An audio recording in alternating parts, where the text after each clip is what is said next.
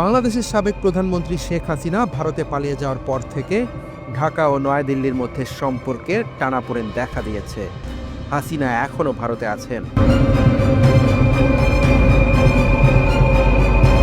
আল জাজিরার প্রতিবেদনে বলা হয়েছে, গত 18 জানুয়ারি আন্তর্জাতিক সীমান্ত শূন্যরেখার কাছে গাছ কাটা এবং ঘাস ছাঁটাই নিয়ে বিরোধের পর চাঁপাইনবাবগঞ্জ সীমান্তে উত্তেজনা আরও বেড়ে যায়। নো ম্যানস ল্যান্ডে উভয় পক্ষের হাজার হাজার গ্রামবাসী এবং সীমান্তরক্ষী সংঘর্ষে জড়িয়ে পড়ে।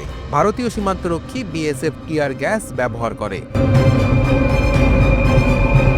আল জাজিরা বলছে, যদিও দুই দেশের মধ্যে শক্তিশালী রাজনৈতিক ও অর্থনৈতিক সম্পর্ক রয়েছে, তবুও সীমান্ত এলাকাটি সহিংসতায় জর্জরিত। ভারতীয় সীমান্তরক্ষী বাংলাদেশি বেসামরিক নাগরিকদের হত্যা বা আহত করার অসংখ্য ঘটনা ঘটিয়েছে। বাংলাদেশ সীমান্তরক্ষী বিজিবি দাবি করেছে, তারা একাধিক স্থানে নির্মাণ কাজ বন্ধ করে দিয়েছে।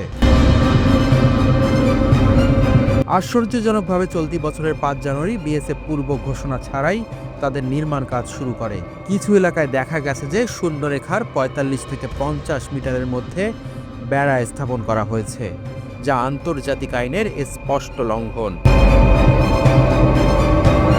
ভারত বাংলাদেশের সাথে 4000 কিলোমিটারের বেশি দীর্ঘ সীমান্তের প্রায় 3300 কিলোমিটার এলাকায় বেড়া দিয়ে রেখেছে।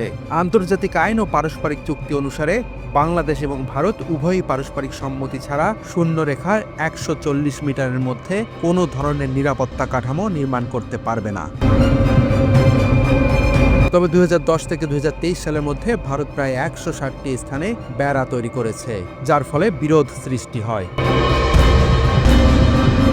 আল জাজিরা বলছে, বাংলাদেশের অন্তর্বর্তীকালীন সরকার সাবেক প্রধানমন্ত্রীকে দোষারোপ করে দাবি করেছে যে তিনি ভারতকে অন্যায্য ছাড় দিয়েছেন। সীমান্তরক্ষীদের পাশাপাশি জনসাধারণ দৃঢ় অবস্থান নিয়েছে, যার কারণে তারা বিভিন্ন স্থানে বেড়ার কাজ বন্ধ করতে বাধ্য হয়েছে।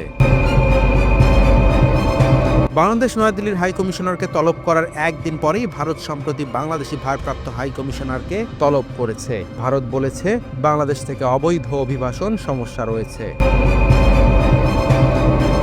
ভারত আরও জানিয়েছে, নিরাপত্তার জন্য সীমান্তে বেড়া দেওয়ার বিষয়ে আমাদের একটি সমঝোতা হয়েছে।